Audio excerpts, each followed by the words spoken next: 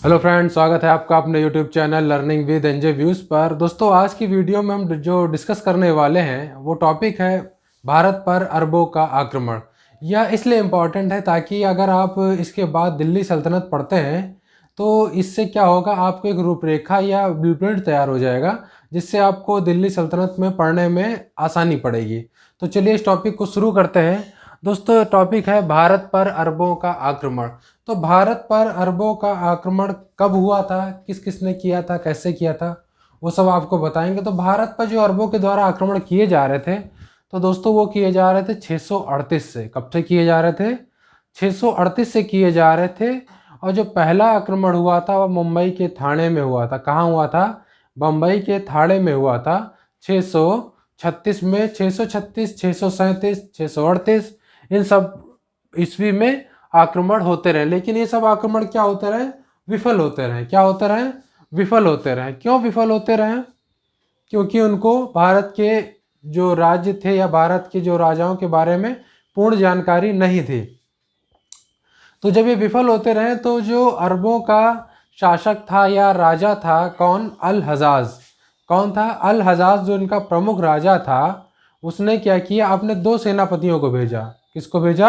अपने दो सेनापतियों को भेजा, जिनका नाम क्या है? बुदेल, और एक का नाम है उबैदुल्लाह। क्या नाम है? बुदेल और उबैदुल्लाह, दो सेनापति थे।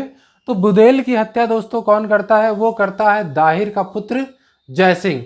और उबैदुल्लाह की हत्या करता है दाहिर। अब ये दोस्तों दाहिर कौन है? जो दाहिर है वो सिंध का शासक था। किसका शासक था? सिंध का शासक था। कौन? दाहिर। और दाहिर का पुत्र था जय सिंह, जिसने बुदेल को मारा था। और दाहिर ने किसको मारा था? उबैदुल्लाह को मारा था।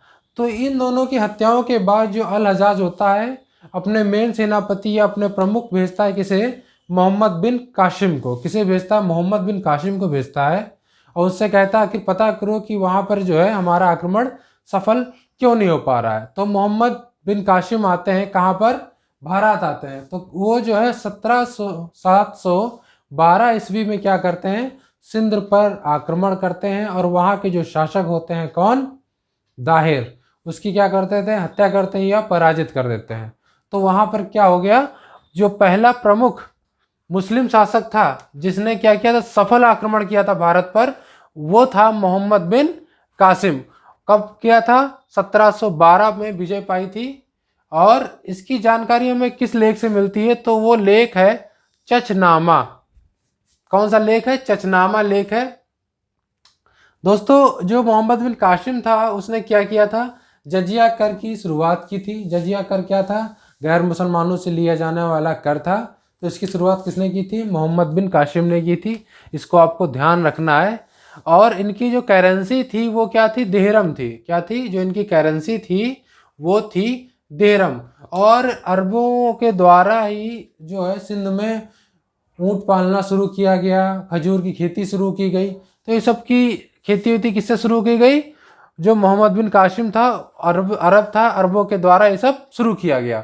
तो उसी में दोस्तों क्या होता है कि जो है ये मोहम्मद बिन कासिम राज कर रहा होता है। और तभी 1714 ईस्वी में, कब? 714 ईस्वी में जो अल हजाज होते हैं उनकी मृत्यु हो जाती है, जिसकी खबर मिलती है किसे? मोहम्मद बिन कासिम को। तो मोहम्मद बिन कासिम क्या करते हैं? 1715 में ये सिंध राज का गवर्नर मोहम्मद जुनैद को बनाते हैं। किसे? मोहम्मद जुनैद को बनाते हैं। और अपना क्या होता है? ये सिंध वापस चले जाते हैं। तो क्या होता है?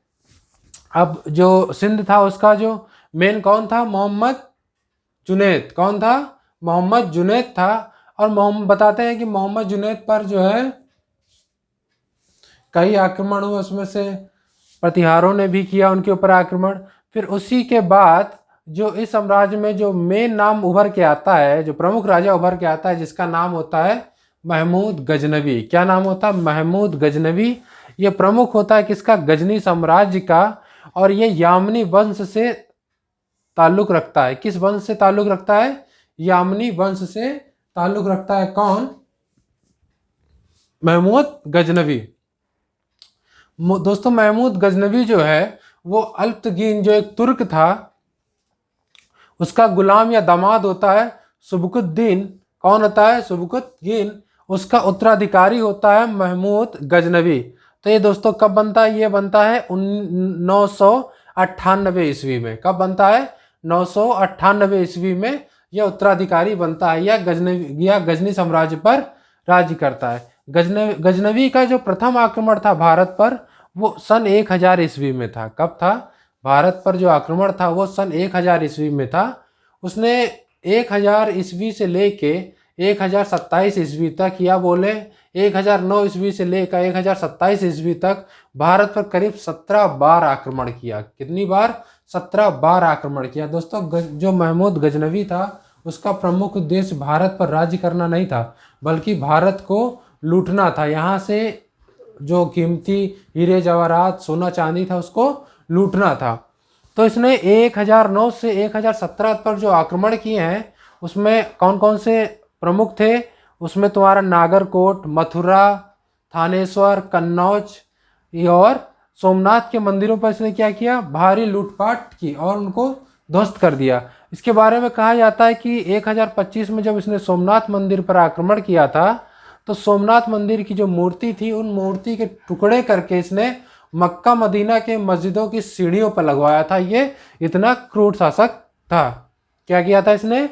सोमनाथ मंदिर की जो मूर्तियां थी उन मूर्तियों के टुकड़े करके उन मूर्तियों के टुकड़ों को मक्का और मदीना की मस्जिदों की सीढ़ियों पर लगवाया था। किसने? महमूद गजनवी ने। महमूद गजनवी का दोस्तों अंतिम आक्रमण जो होता है वो 1027 ईस्वी में होता है। किसके खिलाफ?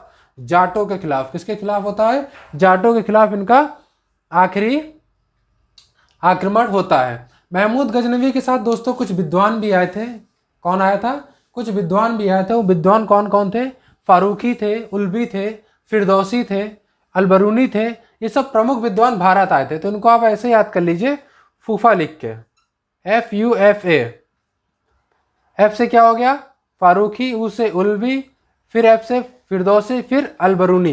तो इस तरह आपको याद हो जाएगा। जो इनका प्रमुख इतिहासकार था उसका नाम था उल्बी। क्या नाम था? उल्बी। उसकी रचना थी किताब उल यामनी। दोस्तों यामनी वंश भी है तो इसलिए इसने किताब क्या लिखी थी? यामनी, किताब उल यामनी। किसने? महमूद गजनवी ने। और ये पहला शासक था जिसने क्या किया था? सुल्तान की उपाधि को धारण किया था। नेक्स्ट पुस्तक है हमारी कौन सी? शहनामा। ये किसने लिखी थी? फिरदौसी ने लिखी थी। किसने लिखी थी? फिरदौसी ने लिखी थी। और जो मोस्ट इंपॉर्टेंट है वो किताब है किताब उल हिंद। ये लिखी थी अलबरूनी ने। वो अलबरूनी ऐसा पहला मुस्लिम था जिसने क्या किया था? हिंदू पुराण या ग्रंथों को पढ़ा था। क्या किया था? अध्ययन किया था। किसने? अलबरूनी ने। तो इसको आपको ध्यान रखना है। दोस्तों ये बात हो गई महमूद गजनवी की। अब बात करते हैं इन्हीं के साम्राज्य में एक उत्पन्न होता है। कौन? गौड़ साम्राज्य में, जिसका नाम होता है मोहम्मद गौरी। मोहम्मद गौरी के बारे में चलिए पढ़ते हैं। मोहम्मद गौरी क्या है? भारत में तुर्क राज्य की स्थापना किसके द्वारा होती है? मोहम्मद गौरी के द्वारा होती है। दोस्तों आक्रमण तो इसने किया था पहले और इसने लूटपाट भी मचाई थी, लेकिन ये क्या कर पाया था? ये मुस्लिम साम्राज्य स्थापित नहीं कर पाया था। जिसका काम किसने किया था? मोहम्मद गौरी ने किया था। मोहम्मद गौरी का पूरा नाम था सिहाबुद्दीन उर्फ मुइनुद्दीन मोहम्मद गौरी। ये इसका पूरा नाम था। गौरी की जो दोस्तों प्रथम युद्ध था वो कहाँ पे हुआ था? वो मुल्तान में उसने आक्रमण किया था। कब? 1175 ईस्वी में उसने मुल्तान पर आक्रमण किया था। उसके बाद उसने आक्रमण किया कहाँ पे? गुजरात में। गुजरात के चालुक्य शासकों पर किया था। कब? 1178 में। जिसमें क्या होता है? गौरी की हार हो जाती है। और वहाँ के शासक कौन थे? मूलराज द्वितीय या भीम द्वितीय जिसे जानते हैं। तो अब बुरी तरीके से हराया जाता है। कहाँ पे? गुजरात वाले युद्ध में 1178 में। उसके बाद उसका जो नेक्स्ट इंपॉर्टेंट है वो युद्ध करता है तराइन का प्रथम युद्ध। याद रखिएगा, पूछता एग्जाम में। तराइन का प्रथम युद्ध लड़ा जाता है मोहम्मद गौरी और पृथ्वीराज चौहान के बीच में, जिसमें क्या होती है? फिर से गौरी की हार हो जाती है। क्या होती है? हार हो जाती है। और इस हार से वो काफ़ी तिलमिला जाता है और जिसका बदला लेने के लिए वो अपनी सेना को तैयार करता है। कौन? मोहम्मद गौरी। उसके बाद तराइन का द्वितीय युद्ध होता है 1192 में। जब द्वितीय युद्ध 1192 में होता है तब क्या करता है? मोहम्मद गौरी जीत जाता है और पृथ्वीराज चौहान की हार होती है। इनकी हार का एक प्रमुख कारण ये भी था कि इन्होंने क्या किया था, सेना पे ध्यान देना छोड़ दिया था, ये भोग विलास में विलीन हो गए थे। और इन्होंने क्या किया था, जो जयचंद्र थे कन्नौज के राजा, उनकी पुत्री संयोगिता को शादी के मंडप से भगाकर ले आए थे। तो इस कारण इनकी और जयचंद जो कन्नौज के राजा थे, इनके बीच में नहीं बनती थी। तो यहाँ पर इन्हें हार का सामना करना पड़ा। उसके बाद इसने नेक्स्ट क्या किया, ये कौन सा युद्ध किया, सन 1994 में चंदावर का युद्ध, जिसमें गौरी की जीत होती है और कन्नौज के शासक जयचंद की हार होती है। दोस्तों ये संसवानी वंश से था। किस वंश से था, संसवानी वंश से था। कौन, मोहम्मद गौरी। और जो महमूद गजनवी था वो यामनी वंश से था। इसको आपको ध्यान रखना है। तो इनका यहाँ पर क्या होती है, गौरी की जीत होती है 1194 ईस्वी में। और दोस्तों एक इंपॉर्टेंट ये भी, 1193 में क्या होता है, दिल्ली को गौरी अपने साम्राज्य की क्या बना लेता है, राजधानी बना लेता है। कब, 1193 में। सन 1996 ईस्वी में अजमेर का जो संस्कृत विद्यालय था, उसके स्थान पर क्या करता है, 2.5 दिन का झोपड़ा नामक मस्जिद का निर्माण शुरू करता है। गौरी अपने विजय राज्यों को कुतुबुद्दीन ऐबक को सौंप देता है। कहाँ सौंप देता है, कुतुबुद्दीन ऐबक को सौंप देता है। तो इसके जो दो थे सेनापति, किसके, मोहम्मद गौरी के, कौन कौन से, कुतुबुद्दीन ऐबक और बख्तियार खिलजी। दोस्तों बख्तियार खिलजी के बारे में बता दें, उसने नालंदा विश्वविद्यालय और विक्रमशिला विश्वविद्यालय को ध्वस्त करने का काम किया था। किसने, बख्तियार खिलजी ने। और बख्तियार खिलजी क्या करते हैं, बंगाल चले जाते हैं और वहाँ पर अपना शासन शुरू करते हैं। और जो कुतुबुद्दीन ऐबक होता है वो कहाँ चला जाता है, वो पाकिस्तान के लाहौर में चला जाता है और वहाँ से अपना शासक जो है शुरू करता है। तो दोस्तों जो है ये वीडियो थी एक भारत पर अरबों का आक्रमण की। उम्मीद है आपको पसंद आई होगी। अगर अच्छी लगी तो वीडियो को ज़रूर लाइक करिएगा, और वीडियो को देखने के लिए और भी तो आप हमारे चैनल को सब्सक्राइब करना ना भूलें, और वीडियो को ज़्यादा से ज़्यादा शेयर करें। धन्यवाद।